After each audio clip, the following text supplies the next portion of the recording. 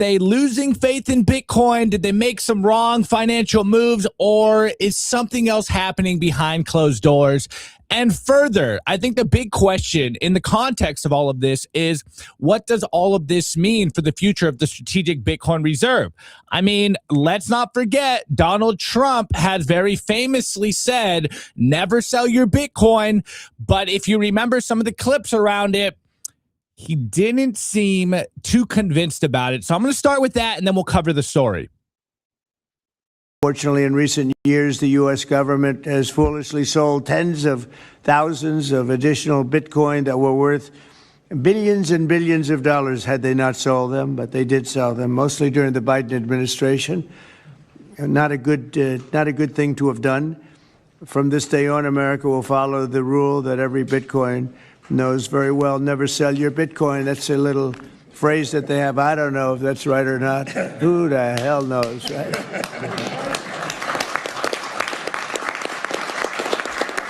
Who knows? Who knows? But so far, it's been right. And well, let's keep it that way. Oh, man, so funny. I mean, we've all heard the more famous one when he was on the Bitcoin conference stage 2024, where he did the never sell your Bitcoin. The crowd went insane, and he doubled down on it like it was his idea. That's the clip that goes around more often when we're talking about Trump and Bitcoin. But I think this one probably has a little more signal in the context of everything going on here. So I will cover the story. The sales are pretty big. Well, depending on what you're looking at, a lot of people have been saying there are sells. There's a little bit of nuance to this. But then we'll look into, who actually runs the company, et cetera, et cetera, et cetera. So here is the headline going around. Trump Media, DJT, moves to sell Bitcoin as losses reach $455 million. Trump Media and Technology Group transferred 2,650 Bitcoin, roughly $205 million, to Crypto.com, signaling a likely pending sale. So again, Trump Media and Technology Group, or DJT, parent company of the True Social platform, has transferred another 2,650 Bitcoin, again worth approximately $205 million, to Crypto.com. The transfer, confirmed by on-chain data tracked by blockchain analytics firm Look On Chain, occurred in two transactions between roughly 1:22 a.m. and 2:22 a.m. on May 22nd of last week, originating from wallets labeled as Trump Media accounts by Arkham Intelligence. The company, as of now, has yet to issue any official statement confirming or denying the intent behind the move, but we have seen them move some coin in the past to do various things. Of course, to recap their original buys, they bought about 11.5 thousand Bitcoin for approximately $1.37 billion at an average price of $118,000 per Bitcoin. So obviously, they have huge unrealized losses on this. And so that could be one of the reasons. I'll dive into it a little more. But with Bitcoin trading around $77,000 at the time of the transfer, well below that cost basis, the company is now estimated to be sitting on roughly $455 million in unrealized losses. Following the transaction, Trump Media's visible on-chain holdings stand at an estimated 6,889 to roughly 6,892 Bitcoin, valued at approximately $533 million at current prices. So obviously their Bitcoin stack is pretty much cut in half at this point. And then, of course, the price drawdown means that they obviously are underwater, hugely underwater from most intents and purposes. Now, this is where that little sentence of, we have no official announcement of what they're doing with that Bitcoin, but we have seen them move some Bitcoin and not necessarily sell that Bitcoin. Though the last time this happened, there was a lot of attention. There was a lot of commotion around what they're doing. And you can see here that the last time, 4 months ago, Trump Media shifted around 2,000 Bitcoin, roughly at about $175 million. And the company later characterized that as a collateral movement. So this is where it starts to get a little interesting. Obviously, are they recollateralizing? Are they moving that Bitcoin to do various things? Or is it basically what the corporate press is signaling that it is. It's like they have huge unrealized losses. Their Bitcoin play was a mistake. That's been the general kind of view from the corporate press. Now, obviously, you got to take that with a grain of salt. Everything that comes out of the media, corporate press, traditional media, in regards to Bitcoin and the Trump admin, well, rather, in regards to Trump in general, is that he constantly is making mistakes. That is basically the prevailing thinking right now. It's like, look, they have almost $500 million of unrealized losses. They basically bought the top and now they're selling the bottom. Like, look how dumb they are. That could be what's going on. I don't really think that that's the case. I think with what we know and what they've done, I think they might be using that Bitcoin to collateralize again. That's probably the best guess we have here. One of the first, when I first saw this, my initial guess was like, maybe they're doing some kind of tax loss harvesting right now, and maybe they'll re-enter the market or what have you. But that story in and of itself would probably not be that big of a story. It's just like, okay, yeah, you bought the top, you sell the bottom. Yeah, maybe you got a little over your skis here. Maybe, whatever, various different reasons you have. Maybe you're just like, yeah, we got to, kind of balance out our balance sheet a little better here. I think those are all very viable reasons. I think all those make sense to me. But basically, on the same week, we also saw them withdraw their ETF. If you remember, Trump Media issued a Bitcoin ETF. And on the same week, we saw them pull it. Now, there's been a lot of speculations on why they might pull it. Obviously, if you are pessimistic or cynical about Bitcoin, then you're probably thinking like, oh, they realize it's a mistake. They got to pull it. They're not that serious about Bitcoin. I guess that could be a reasonable explanation for what's going on. The more, I don't know if I want to call it tinfoil hat take on what it was, the best kind of take that I heard of this was, it seems like they may have pulled their ETF filing to essentially make way for various other products, the digital credit kind of takeoff of Stretch, of Strive or SATA, the other ETFs being launched. Though, from just my basic understanding of who Trump is as a person, and again, I will explain kind of the ownership and the leadership of Trump Media, that doesn't really make that much sense to me. That they pull their ETF because they're trying to make room for other products in the market. I'm like, that doesn't sound like anything Trump would do. He wants to win. He wants his products to win. So I'm like, yeah, I don't know. It does make you think for a little bit. There's a thought in the back of your head thinking, yeah, maybe they are getting a lot of heat. Maybe there is a lot of financial pain on their company. And that's kind of where you start to see, coming from Yahoo Finance, again, it's the corporate press, so you got to take it with a grain of salt. But here is the take from Yahoo Finance on what is going on over there. So the potential sale of its Bitcoin holdings, again, comes days after Trump Media withdrew its spot Bitcoin ETF.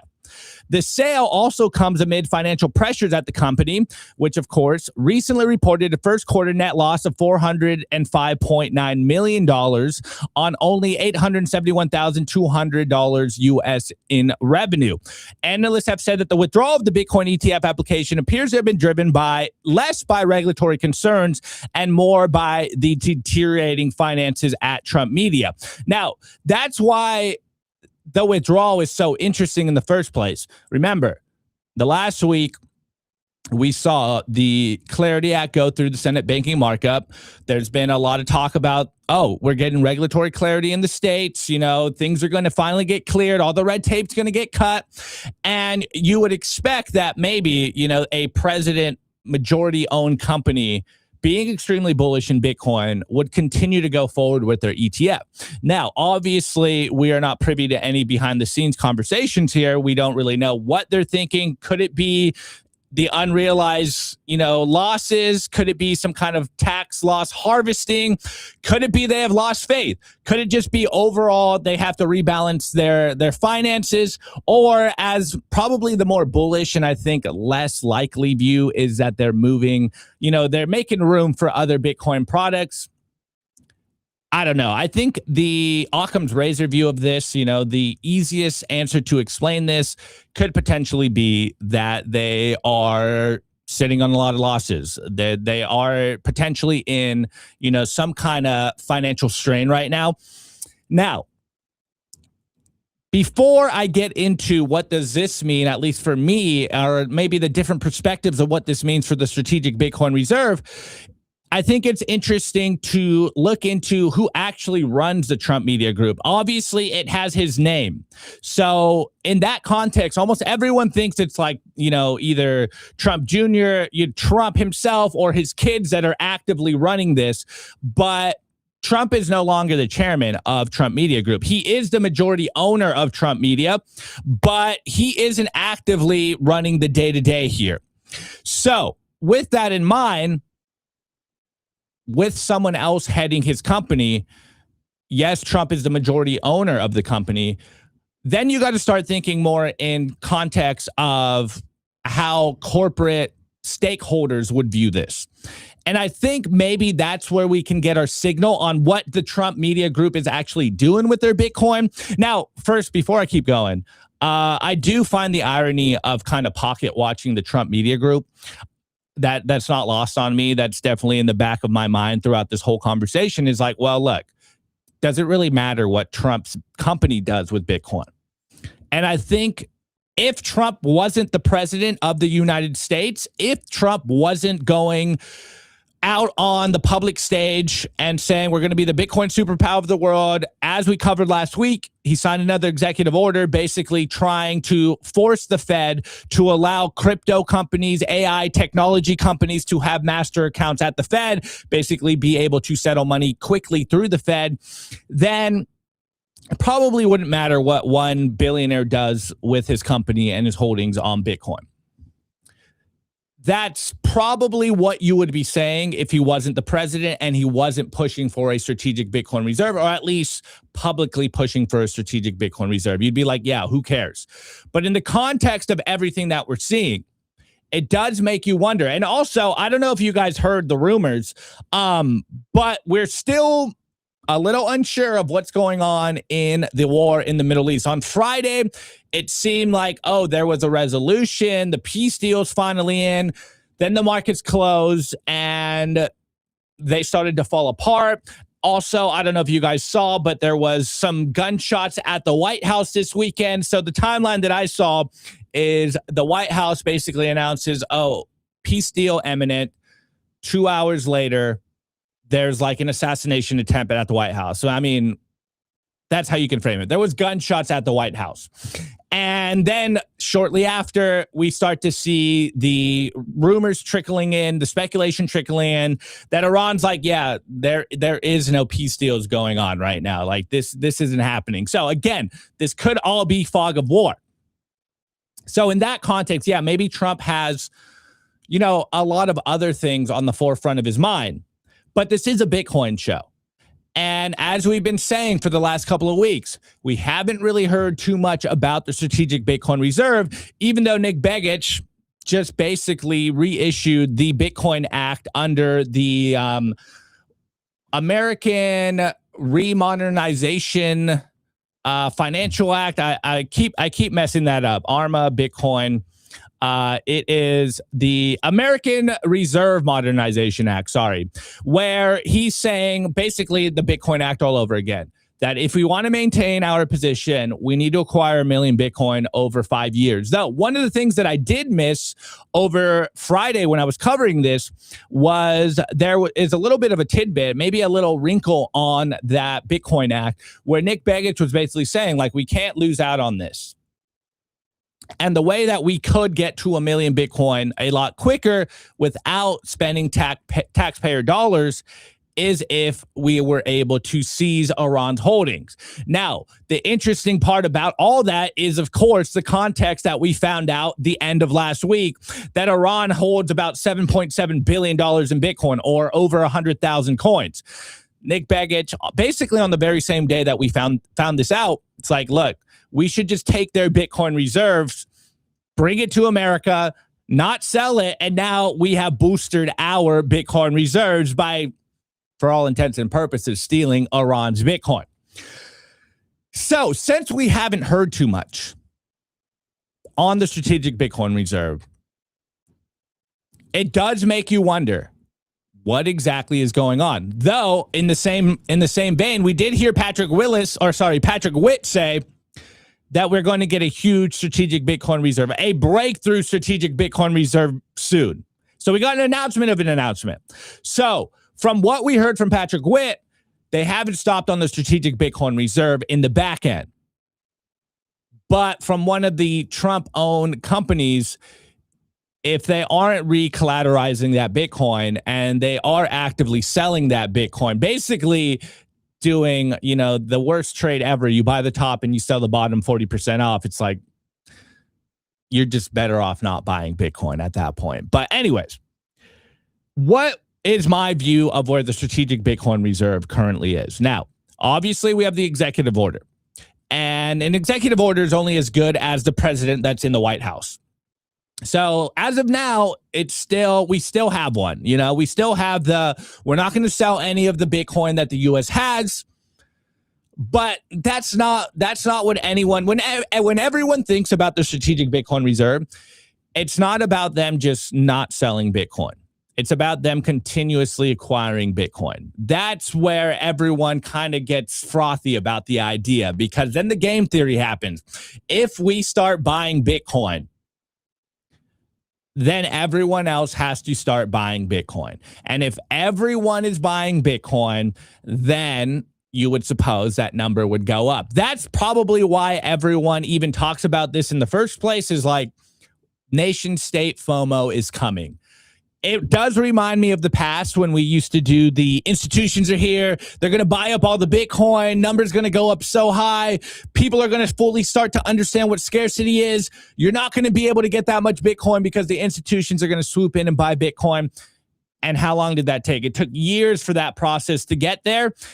And we are finally there. And still the amount of Bitcoin being bought hasn't really moved the price. In fact, you could probably argue that they're trading against the price so that they can acquire Bitcoin. That's kind of my view of where we currently are right now. So anyways, I'm rambling. Where is the strategic Bitcoin reserve currently? The facts of the matter is, yes, we have one. Though, again, if you listen to what Nick Begich said when he reintroduced the American Reserve Modernization Act, I was seeing some of the clips, and it was pretty interesting in the clips because he said something on the lines of, we're going to create a strategic Bitcoin reserve. And when you hear that, you're like, wait, I thought we already had a strategic Bitcoin reserve. Like, what do you mean we're going to finally create one? It's like, didn't we already have one? Isn't that what the last, 18 months has been all about, that we already have one and you guys are working behind the scenes to ensure that not only you don't sell Bitcoin, but potentially acquire more Bitcoin on this, budget neutral form of buying Bitcoin. And then he just reintroduced the Bitcoin Act under a new name. And it's like, yeah, we're going to create a strategic Bitcoin reserve. You're like, I'm getting mixed signals here. But again, the facts of it, or at least from everything we know, we have a strategic Bitcoin reserve. We don't know how much Bitcoin we actually have. We allegedly aren't selling any Bitcoin, though there has been a couple of news stories coming out of the U.S. Marshals where Bitcoin has been hacked and potentially some has been sold. And even in that clip that we played of Trump in the beginning of this, again, since we don't know how much Bitcoin is audited, we don't know how much Bitcoin was sold by the Biden administration before Trump came in, but allegedly a lot has been sold. So it is starting to feel a bit fugazi. It is starting to feel like a lot of hot air surrounding the strategic Bitcoin reserve. And as I've been saying, this does make me very cynical about the strategic Bitcoin reserve in general, but politics and Bitcoin at large. It seems like there's just been a lot of talk. Nothing's really happening. Probably nothing is going to happen. And yet we keep telegraphing, and by we, of course, I mean America and the Trump administration, that yes, this Bitcoin thing is serious. We're going to acquire more. You know, we are the Bitcoin superpower of the world. We're going to get the best laws in the U.S. and we're going to attract capital, Bitcoin capital, entrepreneurs back on our shores, and nothing's happened.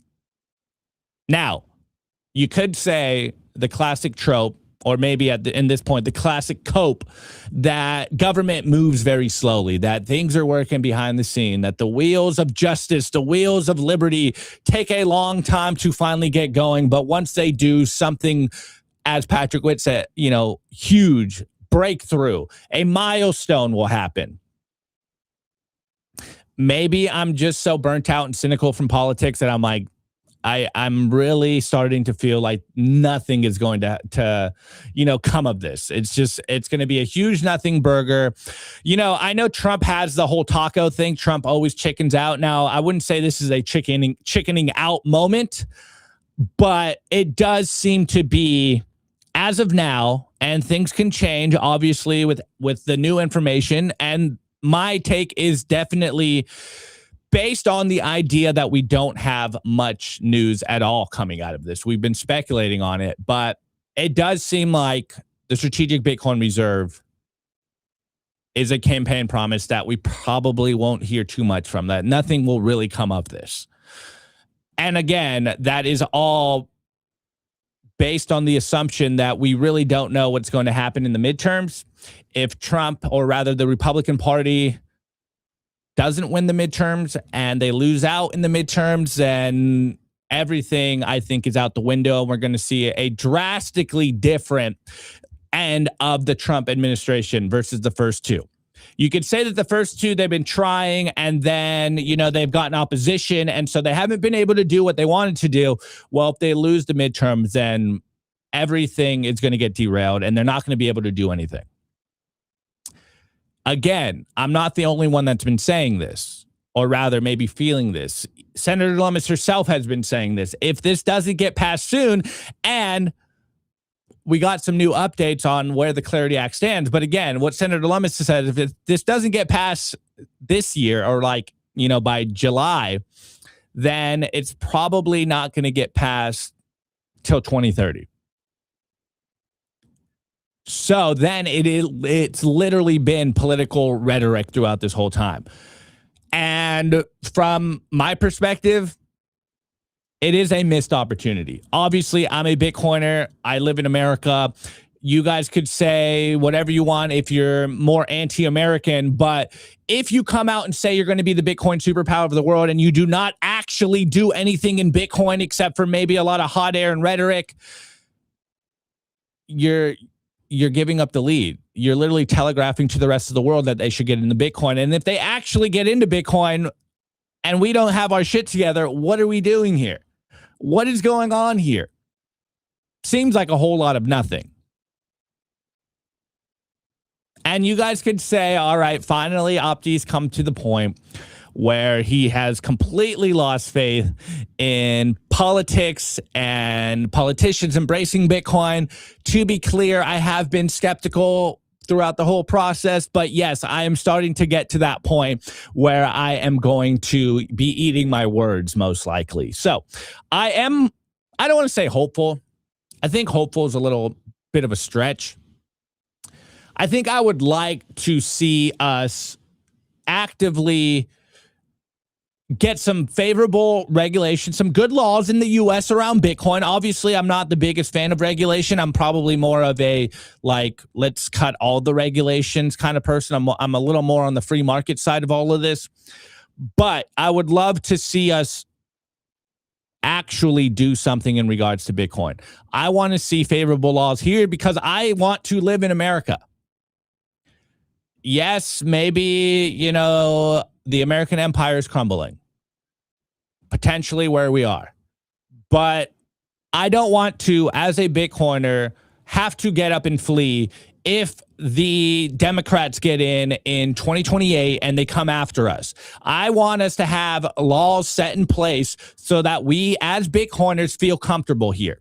Now, I know a lot of people always say the same thing. It's like, oh, Nico and Opti have become bootlickers.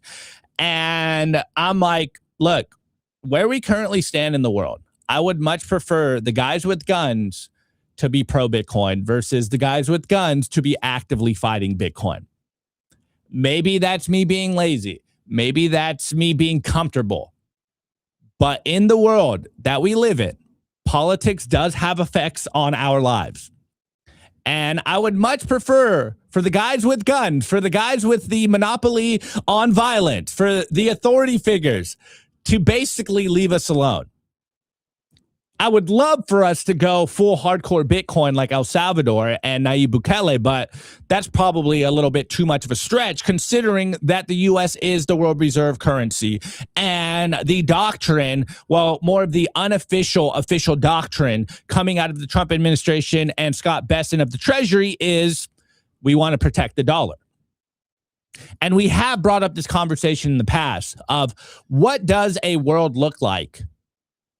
Or rather, what does Bitcoin look like in a world where the U.S. government is actively protecting the dollar? What does that world look like? What does the Bitcoin price look like? What does the adoption levels of Bitcoin look like? And it does seem like even though we are seeing a lot of semi-decent rhetoric around Bitcoin, they are actively protecting the dollar. And I know a lot of people have this conversation that, look, the dollar and Bitcoin aren't necessarily fighting against each other, that they might be working a little more in a symbiotic relationship, all of the Bitcoin dollar thesis.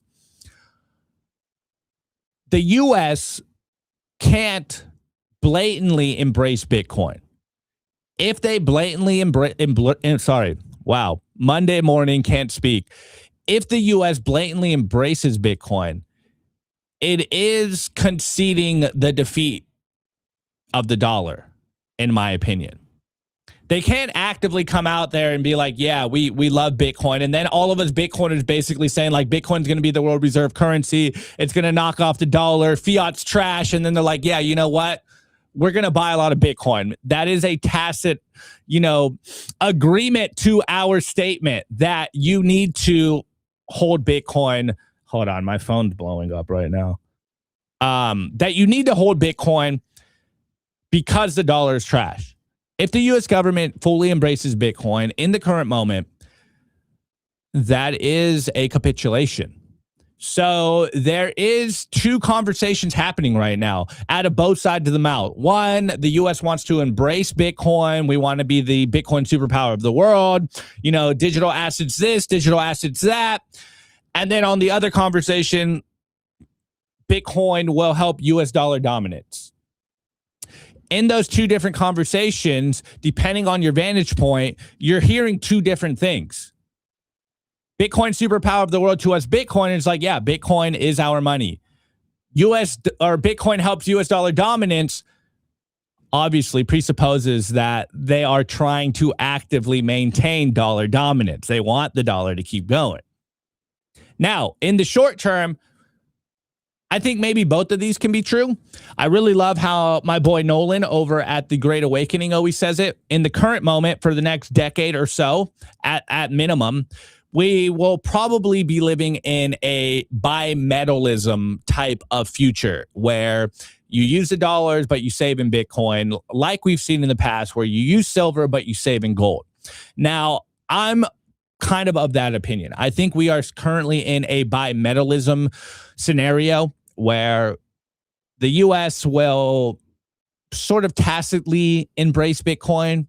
It'll kind of be like, yeah, it's not that bad. Like, just kind of let it do its thing.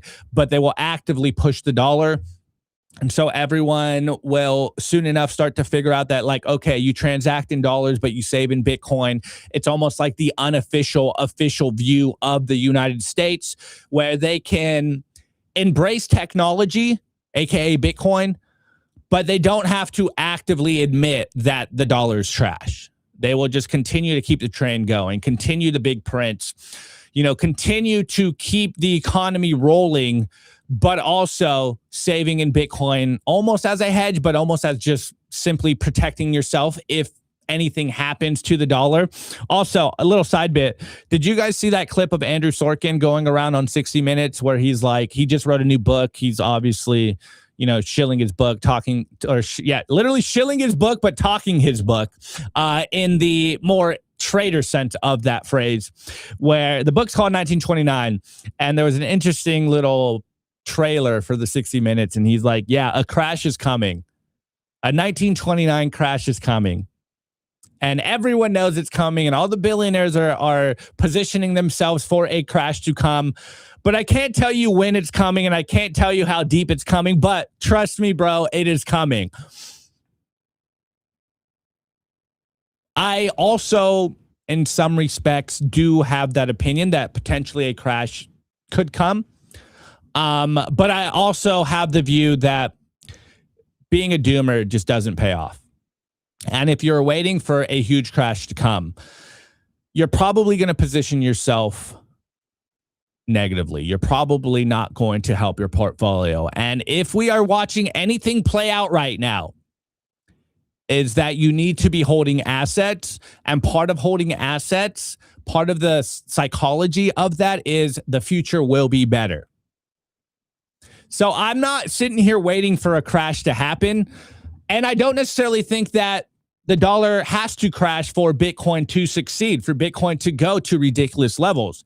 I think in the interim, Bitcoin can totally make huge gains and the dollar still be where it stands right now. But on another note, there was an interesting statement that I heard over the weekend. Again, this is rumors, this is speculation, but it does, I think, lean into this story, and it does go into a lot of the things that I think I've been kind of alluding to. I may have said it a few times on this show. And let me just find the tweet so I don't butcher it here. Here we go. So this is from Bricks News. Check this out. This is on the one hand, hilarious and interesting. So Bricks News tweeted this on May 23rd. What is that? On Friday evening. And it goes, just in. And again, remember, in the context of the Iran peace deals happening, maybe they were happening, maybe they're not. We saw this speculative tweet. I mean, rumors, it's quoted as its official statement here, but it goes, just in. Iran says the U.S. told them to, quote, ignore President Trump's public statements as it is only for domestic media purposes. You read that and you're like, huh.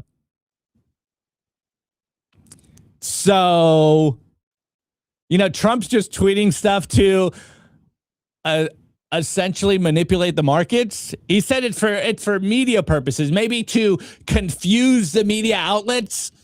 Read another way, you're like, okay, he's just tweeting stuff to move the markets. And further, the number of Trump himself, well, not himself, but Trump's account has made about 40 trades a day since the war started. I think actually since the beginning of the year. So with all of this in mind, you're like, dude, literally the WTF is happening is playing out in everyone's mind. Also, they banned Congress from insider trading, or they're trying to ban Congress from insider trading. But, the president and his cronies, can do whatever they want. The market manipulation that we're seeing, in hindsight, maybe not right now because who really knows, but once we get the facts in hindsight, we will probably see, one of the most insane amounts of market manipulation and insider trading coming from an administration we've ever seen, ever.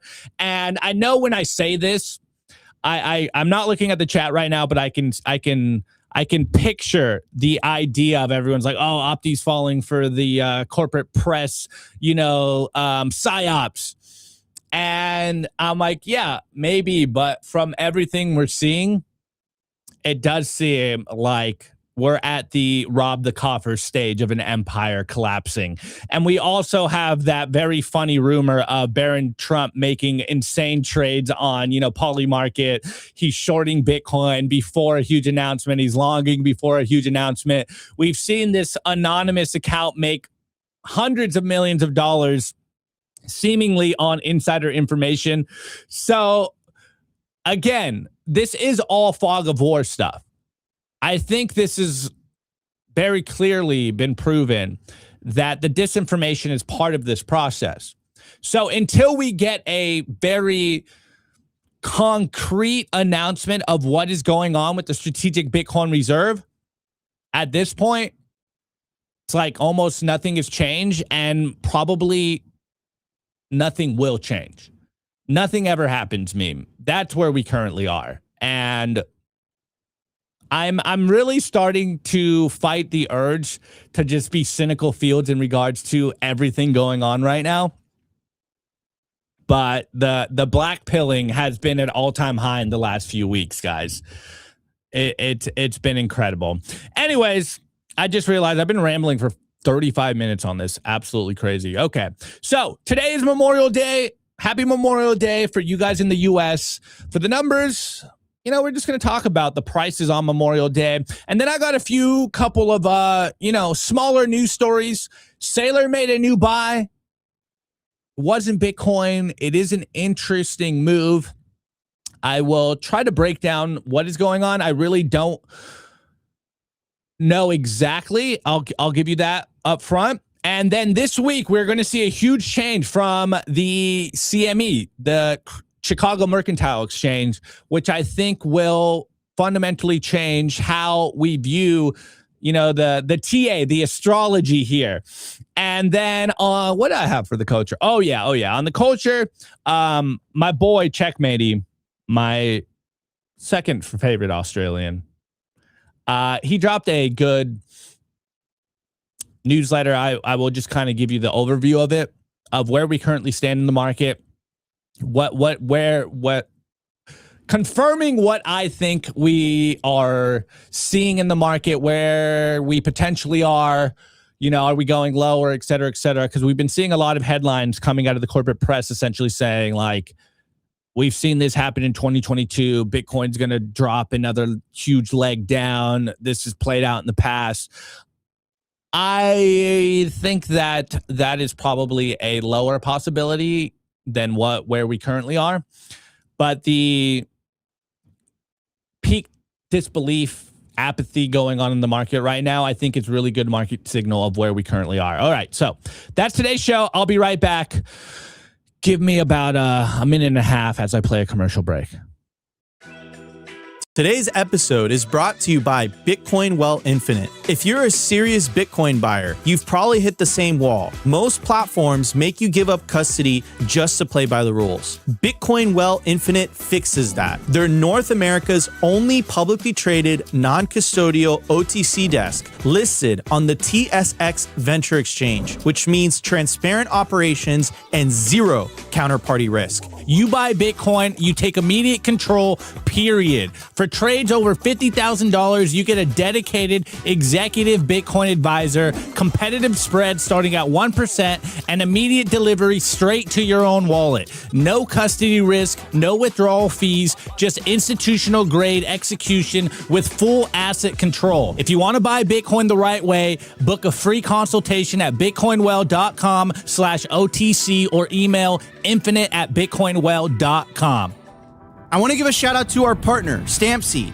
Is your Bitcoin in cold storage really secure? Are your seed phrases really secure? Stampseed's do-it-yourself kit has everything you'll need for you to hammer your seed words into commercial-grade titanium plates, instead of just writing them down on paper. Paper is fragile. Titanium plates are strong. Your words are actually stamped into the titanium plate with this hammer and these letter stamping tools. Once the words are in, they aren't going anywhere. No risk of the plate breaking apart and pieces falling everywhere. Titanium stamp seeds will survive nearly triple the heat produced by a house fire. They are also crush-proof, waterproof, non-corrosive, and time-proof.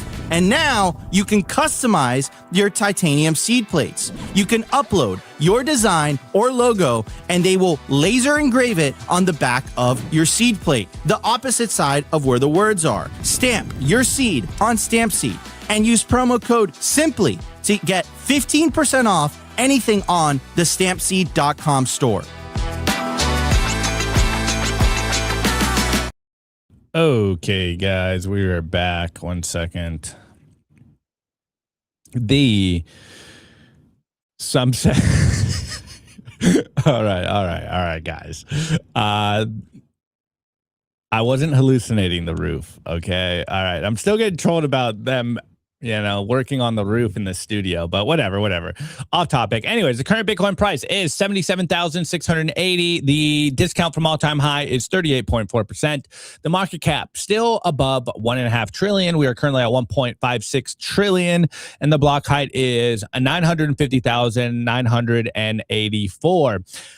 Before I move on, let's see where the current blocks are to the next halving. Maybe I should add that because it is getting closer. Where is that on this chart here?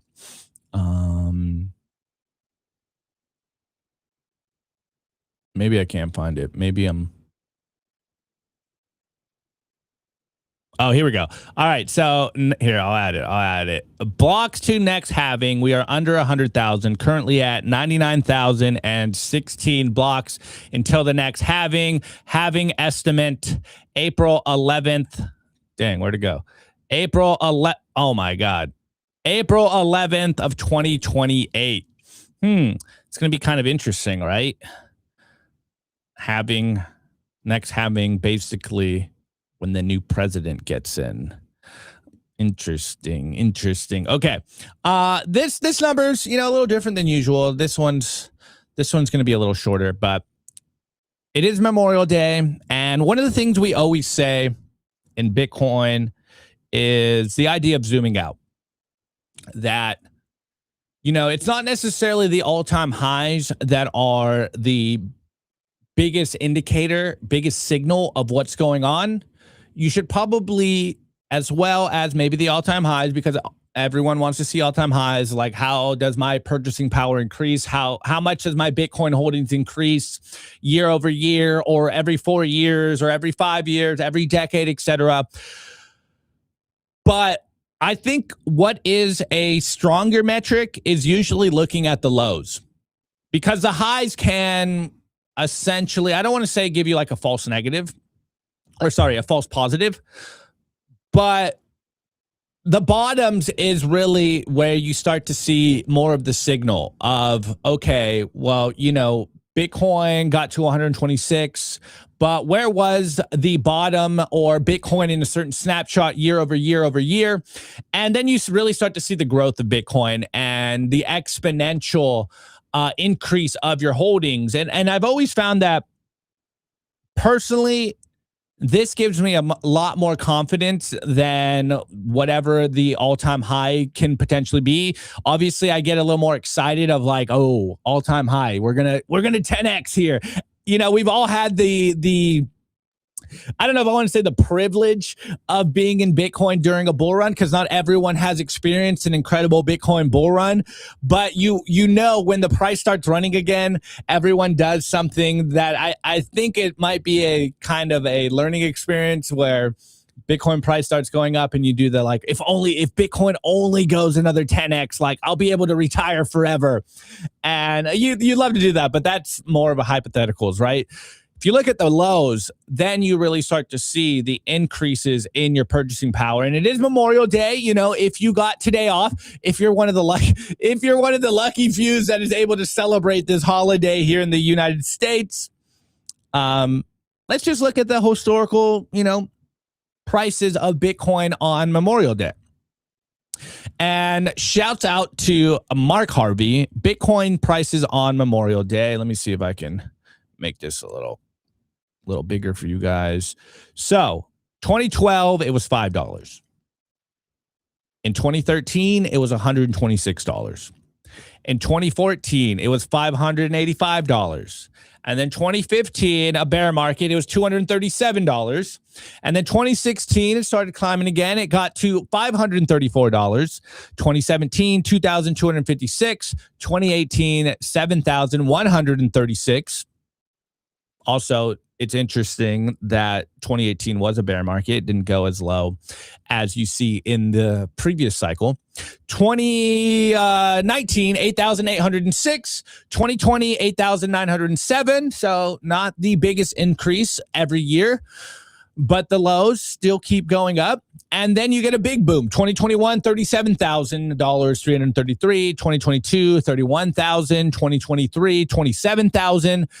And then we get another climb up. 2024, 69. Last year, 109. And this year, $77,000 is the price of Bitcoin on Memorial Day. So the idea here is not so much to just look at maybe the 4-year cycle aspect of this, like every 4 years, or rather every 3 years, it'll probably go up. And then you get a down year. I could hear people basically looking at that and doing the, oh, well, I should just trade Bitcoin. You know, I just buy it on a down year. I wait 3 years. I trade it again. I sell the top. And then I wait a year and I buy the bottom. Look, it sounds easy in thought. It sounds easy when you say it. In practice, it's not as easy. So what is a huge takeaway here for, you know, the majority of people that I think moving forward should take away?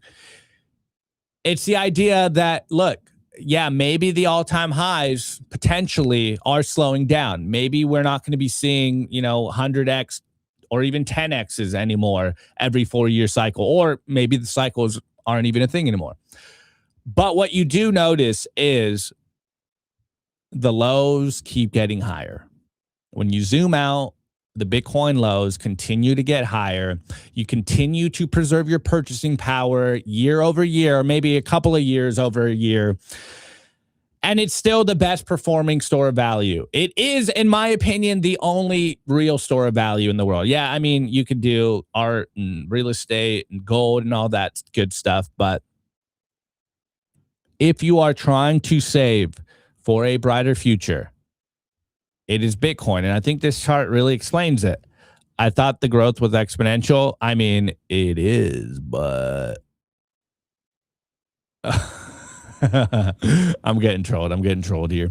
All right. So look, I got in Bitcoin. I'll say 2018 as when I really understood Bitcoin. 2017, I bought some, but I really, first of all, had like no money. You know, I was a broke.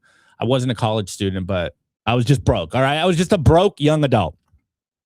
So 2017 really, in my mind, it was probably like a missed opportunity for me personally. Yes, I was here. I was able to buy a little bit. But one, I didn't understand Bitcoin. Two, I did have like a 2 month of shitcoining because at the time there wasn't good Bitcoin media. So I did get swayed into the shitcoin market. And three, obviously, being unsure of what's going on, I didn't have as high as I didn't have as high of a conviction as I do now. But even then, we are, dang, dude, close to a decade out. And it's almost a 10x. It could be worse, right? It could be worse. Now, during this whole process, of course, there were dips that were lower during that time. Most famously, the 2020 drop. 2018, there was a pretty big drop. So Bitcoin does go lower than the prices that are screenshotted here. But those are just buying opportunities. It's always just buying opportunities. As we always say, buy the dip, just keep buying the dip. Now, then there's always like, I have no more money to buy the dip. Well, you know, either save a little bit of money or make more money to buy more dips, or just do the constant buy every day, every week, whatever works for you. But as you can see, it does go up. Lower highs are part of the process in Bitcoin, not necessarily year to year. But we'll look back at these prices at 77K on Memorial Day, and I'm sure we will see some incredible jumps and be like, man, I wish I bought more that day. Like, I wish I bought more that year. I wish I had not taken my foot off the gas in 2025 when I thought it was going to all-time high. I wish I didn't, buy that dumb thing with Bitcoin, because now I feel like Laszlo buying pizza with 10,000 Bitcoin. Just remember, lower highs. I've always said in the past that it's not necessarily the highs that give me the best signal. I think it's the bottom, because it shows the understanding from the market of what Bitcoin is. The more people hold Bitcoin, the more they don't want to sell their Bitcoin, the higher the lows will be, because the floor is being built. A floor is being built by your guys' buying out there. From all of our buying of Bitcoin, no matter the price, the floor just constantly keeps raising. And at a certain point, we will look back and your grandchildren will look at you and be like, what an absolute legend. You were an absolute legend when we're 5 years old. How old are you? I'm in my, my middle 30s? Mid 30s. Yeah, mid 30s. I'm in my 30s. I know I sound young and I act young, but I'm in my 30s, bro. I'm in my 30s. Makes no sense to sell if you accept NGUs. True. 77K is cheap. Actually, on this note, before I move on, I did see I saw Wicked. Actually, it was, what's Walker's wife's name again? Oh, wow. How am I blanking on her? Sorry, guys. I'm blanking right now. Anyways, I saw a good tweet, and she was like, my time preference is changing right now.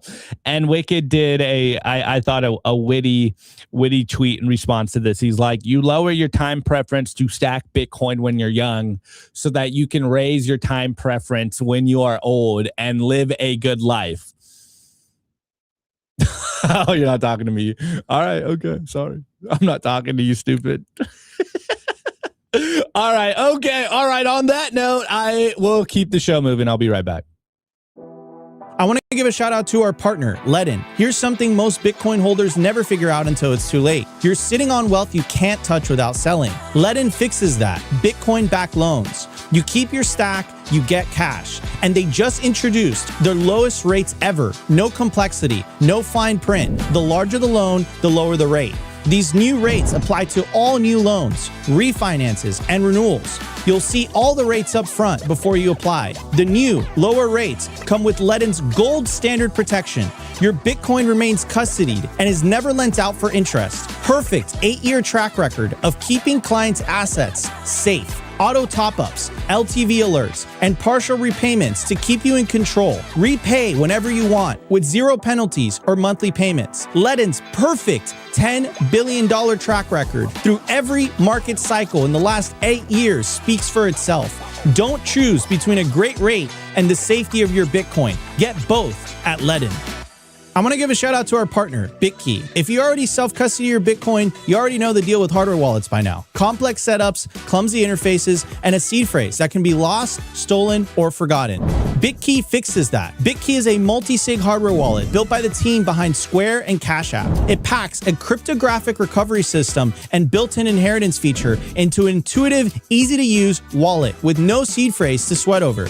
It's simple, secure, self-custody without the stress. Time named BitKey one of the best inventions of 2024. Get 20% off at bitkey.world. That's BITKEY.world with the code SIMPLY.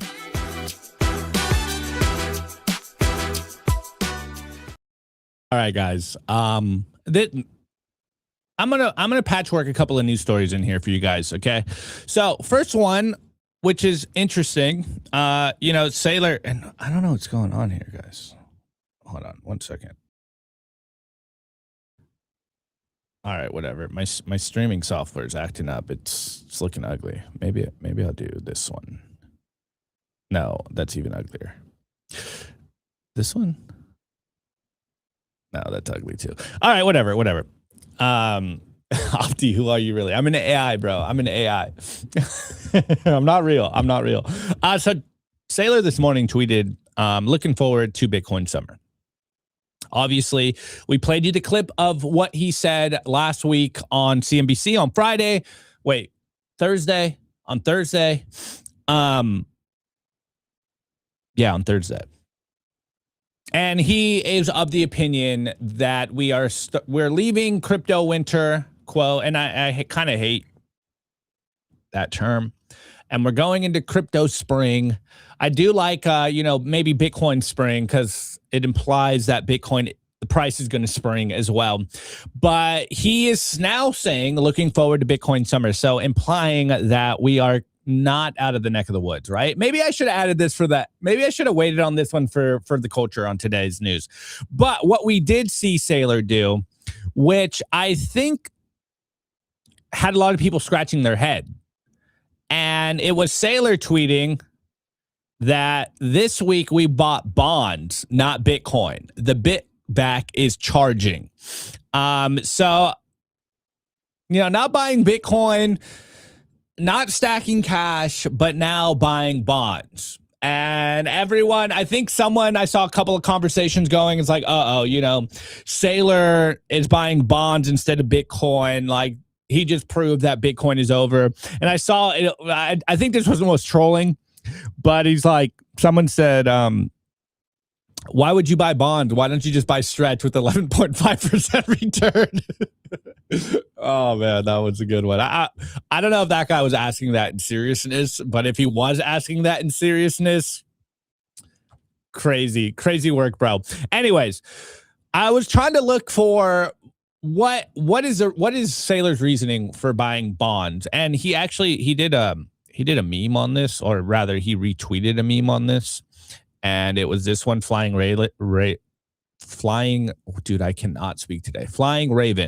Michael Saylor's new product, the Bitback, sucks up Bitcoin, holds value, powerful suction.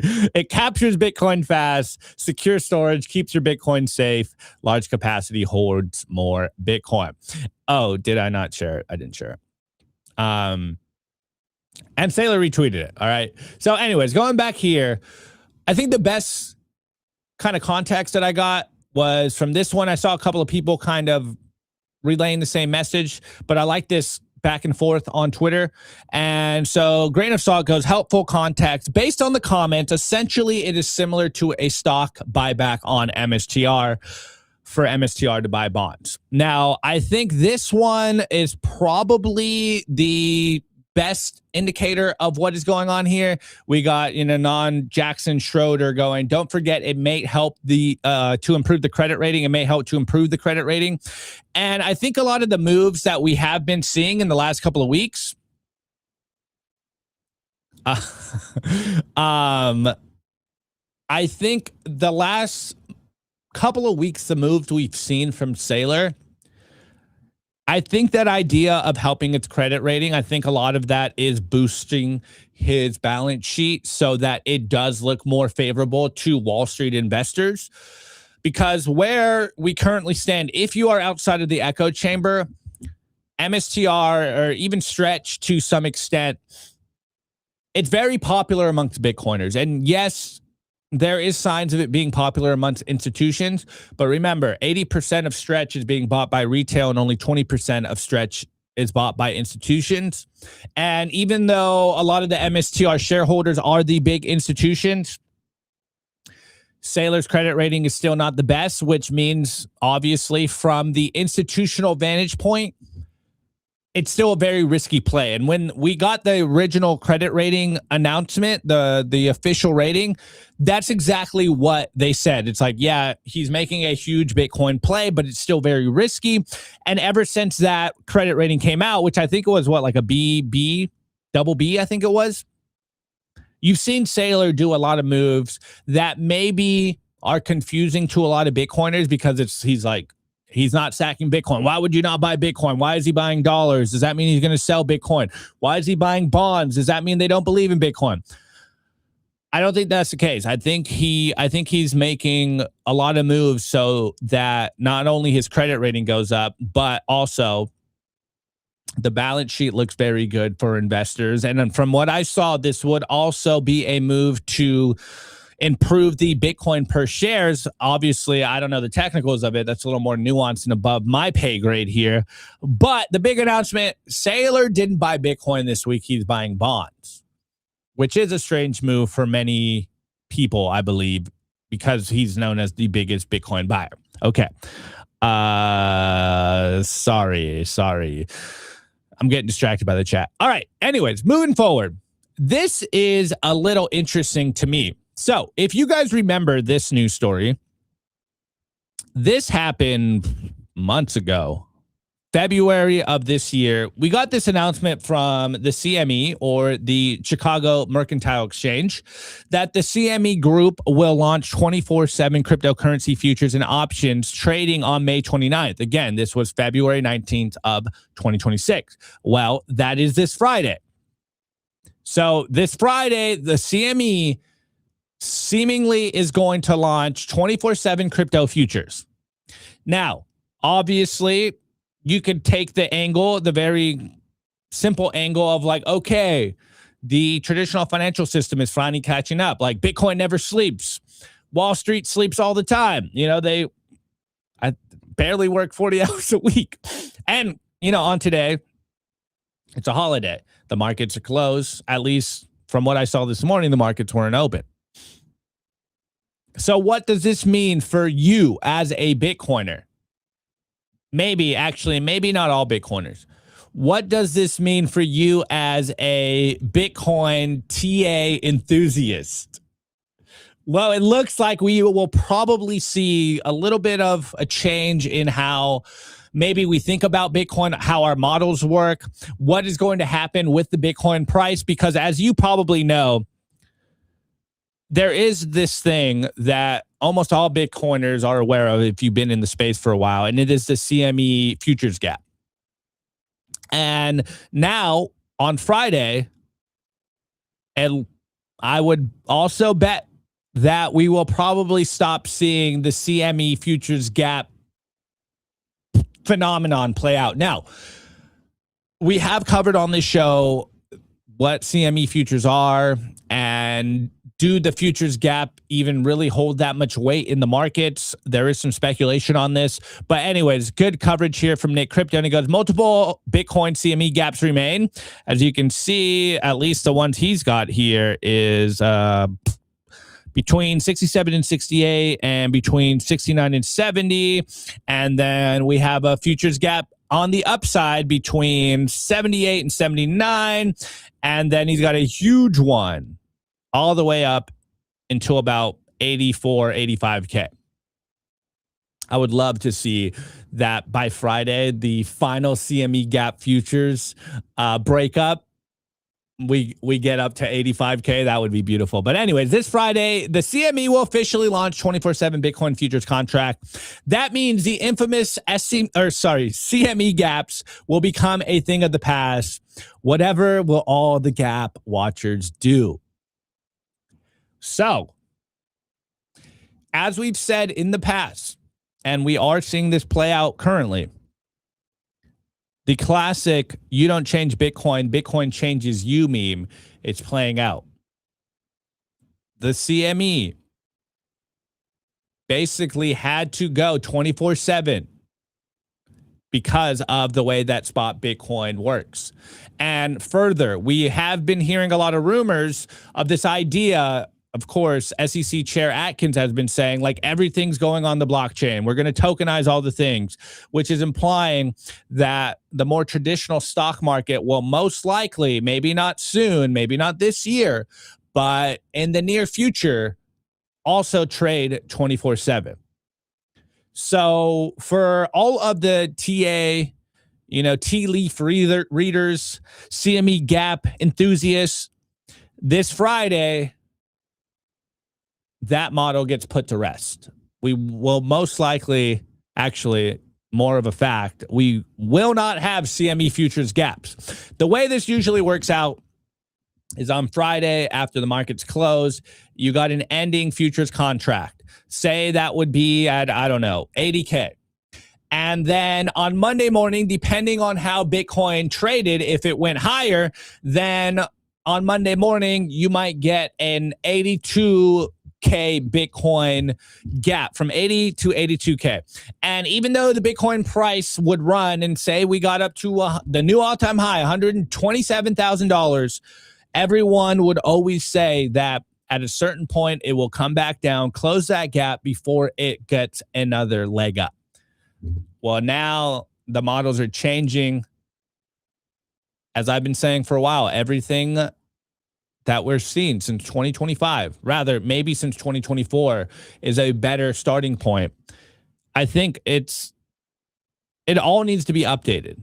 And that's been kind of my thesis for the last, at the very least, the beginning of this year, but it started to really, get my hamster wheel turning in my head in 2025. I'm like, yo, things feel different. And now we're constantly seeing, like, if you are not updating your mental models right now, I think you're going to be left in the past. I think your analysis will be off because things have changed. Things are changing. And as you guys know, I come on the show. I never claim to have, the ultimate understanding of what's going on. I'm very transparent about the fact that, look, I don't know any better than you. The only thing I really have on maybe some of you guys is I've just been here a little longer. But that doesn't really mean anything. But the point of me saying that is, if you've been in Bitcoin for even just this year, but if you've been in Bitcoin for multiple years now, if you are not trying to update your mental models, update your framework of how Bitcoin is going to move into the future, you are doing yourself a disservice, and you're obviously doing a disservice to whoever you're shilling Bitcoin, because we want to understand the truth. That's why I always have this dialogue with you guys in the chat. That's why, you'll see me on the show.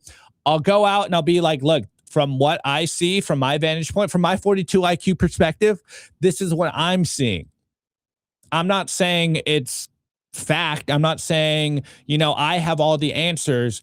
I'm just saying up until the airing of this show on this date, this is my view of what things are doing. But as you guys know, as I've been doing the show, and, for many, many instances doing this show alone, I just constantly think about, like, okay, am I wrong here? Is my thinking off here? Do I need to update my mental models of what Bitcoin is doing? Did this new information fundamentally change how we should be viewing Bitcoin moving forward? That is obviously in terms of market dynamics, not necessarily in terms of the Bitcoin network itself, because I don't think the Bitcoin network itself has really changed. Like, it's obviously changed, but I don't think anything is fundamentally broken to change my thesis on Bitcoin. But what has changed is the market dynamics around Bitcoin. What has changed is Bitcoin entering the macro conversation. What has changed is the new investor that is now getting interested in Bitcoin. And as we're seeing now, what is changing is CME futures is going 24/7. Things are changing, guys. I think that's just the key takeaway. Things are changing in real time. And I'll do a call of action here. Maybe it's not a call of action. Maybe it's more of a keep me honest moment, okay? Keep telling me in the chat what I need to do to make sure I can give you guys the best analysis, the best perspective of what is happening. I want you guys to hold me accountable. I say it all the time. I don't have all the answers. This is just my perspective. You guys can call me an idiot. You guys can call me wrong. But from what I'm seeing, I'm giving you guys my raw, unfiltered thoughts throughout the whole process. Hopefully that's valuable. Hopefully that does help you. But I want to ask you guys to continue to correct me. The only thing maybe I would ask is, let's not be rude about it. My ego can only take so much, okay? My ego can only take so much. I am a sensitive being, after all. All right, anyways, let's keep this show going. Let's wrap up the Monday show. Okay, so look, before I keep it moving, I know I told you that I was going to bring Luke on. I tried to get him on this morning, and guess what this guy told me? He's like, "Oh, dude, sorry, I double booked something very important, and can I come on another day?" I'm like, "Yeah, bro, but like, I was shilling you to the audience, and they were super hyped, so." This isn't going to be an extremely bullish Luke Hopium Monday. This actually, it's another Australian's take of where we are. Okay, so it's a more realistic take, I would say. This is sort of where I'm at currently. What we were going to do with Luke today was he was just going to give you an extremely bull-tarded take of where we are headed. But since he's not here, I'm going to give you a more sober view of where we currently are. Okay, so last commercial break, and I'll be right back. I want to give a shout out to our partner, HIVE Digital Technologies. Fueled by clean energy, HIVE has quadrupled its global Bitcoin mining footprint and channels that same scale into high performance compute, where their AI cloud is now ranked #1 in the world for network performance. At HIVE, you've got dual engines, Bitcoin and AI humming, roaring, accelerating in unison. They're lean and mean, they're green and clean, and they're rewriting the playbook on sustainable digital infrastructure. You can catch the latest buzz at Hive Digital Tech or at hivedigitaltech.com. I want to give a shout out to our partner, Sat123.com. Sovereignty isn't just about your money, it's about your communications too. When the grid goes down, most people go dark. Cell towers fail, and hurricanes, cyber attacks, and blackouts. But satellite phones? They don't rely on local infrastructure. Iridium has 77 satellites in orbit, giving you a direct line anywhere in the US, even offshore. If you hold your own Bitcoin keys, you should hold your own comms too.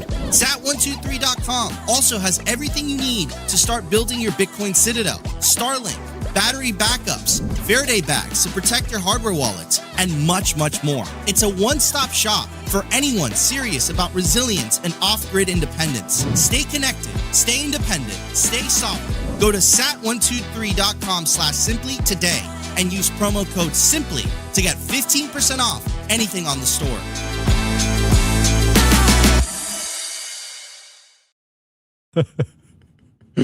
Oh man, you guys are funny. I will tell Luke about the hair. I tell him about the hair every single day. Okay. Anyway. So since I didn't get the Australian here on the show tonight with the funny hair, I did see an interesting tweet from Checkmatey, the other Australian, that him and Luke kind of have beef, which is actually kind of funny to me. It might be a that might be like a national feud or something. I don't get it. But they go back and forth on Twitter all the time, and it's hilarious. Okay, but Checkmate tweeted this morning, and I probably, well, first of all, I don't subscribe to your newsletter, Checkmatey, so you know I don't get to read it all, but I probably wouldn't have been able to cover this, even though I feel that this is exactly what's going on, because I don't have the full source material. But I did see some other good source material that really does confirm exactly what Checkmatey said. So I'm going to read the beginning of his newsletter, because I think that's basically, you know, we don't need all his charts to kind of confirm what we've all been feeling. But anyway, Checkmatey tweets, peak apathy. My latest piece out for Check on Chain subs, and we have a special treat. Today, I built on top of terrific work by Michael Sullivan, measuring Bitcoiner sentiment and overlay where on-chain data corroborates or diverges, as you can see it, peak apathy. So he's saying that where we currently are in the market is peak apathy. Now, what does this necessarily mean? He says, I've been following the recent work by Michael Sullivan, who's been analyzing the mood swings that Bitcoiners are experiencing based on the content and tone of social media posts. The parallels to the behavior patterns we see on chain are striking. The Bitcoin market is currently in a trough of absolute and extreme apathy, with people giving up on it in droves. This is exactly the kind of gutter grade sentiment I see as a signal we're within the period of maximum opportunity of this bear market. I've often said that I love watching the prevailing narratives on Twitter not playing out in the underlying market data. And in this instance, we can see how sentiment swings with every red and green candle, whilst the underlying market mechanics move in the opposite direction. This article will leverage the sentiment work Michael has done, and I will then demonstrate how these mood swings compare to what's actually happening under the market hood. Huge thanks to Michael, which I've then built my analysis on top of. So, peak apathy. Nobody cares about Bitcoin right now, and you just love to see it. You just love to see it because that is what I've seen, not only on Twitter, but also based on the social media metrics that I've seen from our accounts, whether it's on YouTube, whether it's on Instagram, whether it's on Twitter. The engagement is, and further, not just on our accounts, but we do also look at everyone that makes content in a similar frame, and we can actually very clearly see that engagement is down across the board. And I've been telling you guys this for a while, that no one cares about Bitcoin right now. And further, a lot of us Bitcoiners are starting to feel a lot of apathy in terms of just like this Bitcoin thing. I've seen a lot of friends and maybe even newer Bitcoiners that have this view of like, dude, I've been buying Bitcoin for a while and it's not doing anything. I probably should have bought something else. I even said it on the show the other day, kind of trolling it. And it's like, I should have just bought the S&P 500. You know, last year I should have just bought the bottom of, the beginning of the year MSTR and sold the top. We would have been a lot better versus freaking out over every move in Bitcoin. And I think what we're seeing is a lot of people feeling something similar, where obviously I don't think we are going to capitulate, but we are starting to feel like sentiment is pretty bad. It's been bad. It's actually been horrible for a while. And here, my boy Mandrick, you guys all probably know Mandrick. He tweeted this the other day and he goes, no one cares about Bitcoin anymore and it's awesome. And it goes, Bitcoiners and no coiners love this. So everyone's kind of feeling the same thing. Like no one cares about Bitcoin. It is peak apathy at the moment. Now, obviously from that perspective, it's the best time to be buying Bitcoin. Literally when everyone doesn't care about Bitcoin, it's the best time to be buying Bitcoin. It's counterintuitive. When you don't feel like buying Bitcoin is probably when you should be buying Bitcoin. Now, obviously, that's if your finances are, in place and you have money and it's not just like, oh, I need to, pay my rent or buy Bitcoin and I don't feel like buying Bitcoin because I got to pay that's not what I'm talking about. It's more when the price sentiment is so bad that you feel the pit of your stomach like you might vomit. That's when you should be buying Bitcoin. That's when you buy Bitcoin. People gave up on tulips too. Yeah, totally. Yeah, I should have bought that thing that went up. Is peak regard mentality, 100%. Got to tell you, it makes me overexcited to pay. Yeah, well, that's the thing. You've been in Bitcoin for a long time, right? But it is funny. And maybe the, like I started the show on with the Trump media group, maybe that is just a signal of peak apathy. They're like, dude, we bought the top. We need to sell some Bitcoin so that we have some cash on hand. Who knows? Obviously, until we get an official announcement, we don't know. But you can feel everyone is literally, sitting there like, man, Bitcoin should do something. The back of your mind, you're like, yeah, maybe I should have just bought NVIDIA. Maybe I should have just bought Palantir at this point. Maybe I should have just bought the S&P 500 because, hey, look, I don't know if you saw this morning, but the S&P futures were going freaking all-time high. Literally S&P 500, QQQ, Dow Jones. They're going to open tomorrow, and they're all going to be an all-time high. And it seems like the stock market is just continuously pumping to new all-time highs. Now, obviously, as a Bitcoiner, my view is essentially they're devaluing the dollar. Assets are the only thing that's going to go up. Trump is actively, tweeting stuff to manipulate the market so that the stock market continues to go up. All of those things are obviously still in play. But it keeps going to all-time highs. And currently, Bitcoin was correcting last week. And you're like, man, God, I've seen what you've done for other people. And I would like that for myself. Can we get Bitcoin to rip? Though, a little bullish, a little, I guess I'll do a little TA here analysis. But we did see over the weekend that Bitcoin broke down under the 50-day moving average for a little bit, but it's reclaimed it. Now it's bouncing off the 50-day moving average as we speak. And this is where the conversation, I think, starts to get a little interesting. Here is Glassnode doing some analysis, and it goes, Bitcoin pulled back from 79K to 74K before rebounding towards 77K. With momentum and activity cooling, despite softer sentiment, easing sell pressure hints at early signs of stabilization. So, peak apathy. We've been covering the, quote, seller exhaustion meme playing out. Latest kind of indicators are like, okay, maybe the market's stabilizing right now at 77K.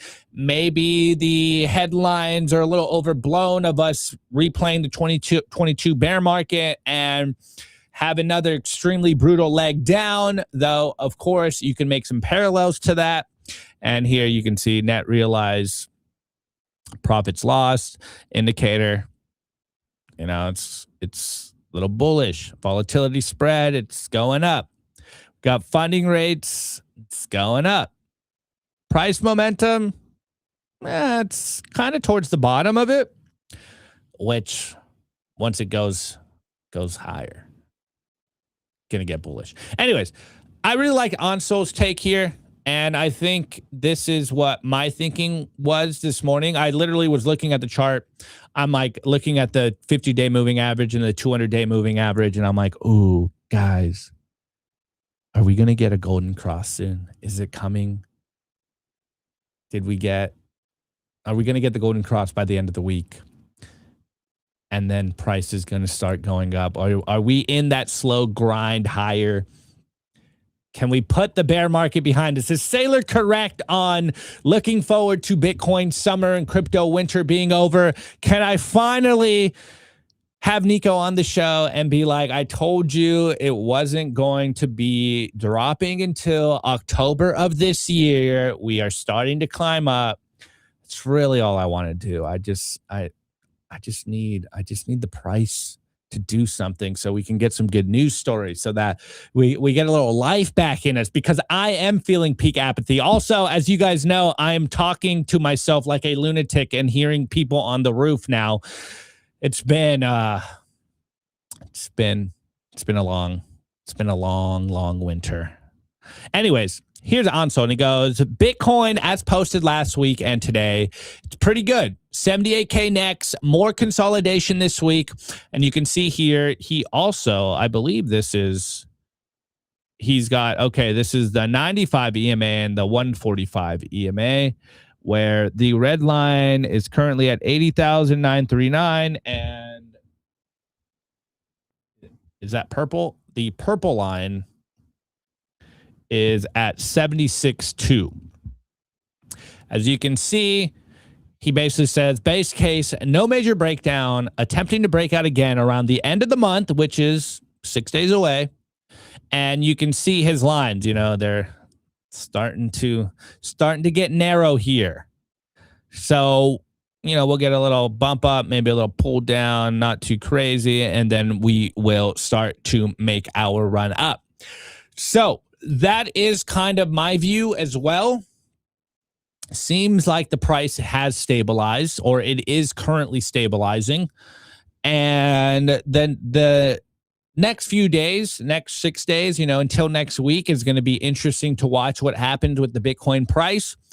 If my analysis, my gut level feeling of what Bitcoin is going to do does play out, then I think we will. I think it's going to be more of what Ansel said here on this tweet here. But what do I know? Obviously, no major breakdown. We will attempt a breakout around the end of the month. Probably consolidate and go sideways a little bit. If you guys are watching the Bitcoin priced in gold chart, it's gone sideways. It's stabilized a little bit. You could argue that maybe it's going to fall off a cliff. I know that's the prevailing sentiment amongst the mainstream perspective, that Bitcoin will have another leg down. Actually, let me just pull up that headline so we can temper our bullishness or maybe cautiousness here, and we'll see what the press is saying about it. Hold on, let me find this. Here we go. Yahoo Finance. They go. There's the headline. The 2022 Bitcoin pattern is back, and the second drop was worse than the first. So you can see, Bitcoin price action mirrors the 2022 bear flag pattern that preceded a deeper 62 capitulation. And a breakdown below the 200-day moving average could push Bitcoin to 40K or lower. And it ran. And it's red. Oh, lol. I didn't even see that, but lol. Oh, I didn't show you guys. Okay. Lol. That is too funny. See, look. I'm on the Saylor perspective here. Crypto winter is over. We're not breaking down. Nico's with Ben Cowan and Rand Nooner. How do you say his last name? Nooner? Nooner. I don't know. I like the company I'm keeping here, guys. So, you make up your own decision here on whether we are out of the winter, where the price action is going. But I like the people on my side, okay? I like the company I'm keeping, with my view that I'm not convinced that Q4 is the bottom. But hey, I could be wrong. This week I can come on and be completely wrong, and the price caters, okay? Anyways, guys, here we go. Monday show. I know it wasn't the extremely bullish hopium Monday show that you guys expected, but, I did my best. I did my best here. And another week of Simply Bitcoin starting pretty strong. Let's see what happens this week, all right? It's seemingly feeling like nothing ever happens. We're kind of in the Bitcoin do something area right now. Price at this point, I think we really are all in peak apathy. Like, can you nuke? Or can you break out of this range? Because we're all tired of the ranging. It's like, can we get a pump or can we get a dump? Can we just get something decisive so that we can all agree on where we are and we can all mentally get ourselves in the right perspective? But what I do like about where we currently are is that, the quote community is split. It does seem like 50-50 split perspective on what's going on. Half of the people are saying we're going lower and the other half are saying we are going up. And obviously, as I said earlier in the show, it always pays to be an optimist. So I'm with it go up.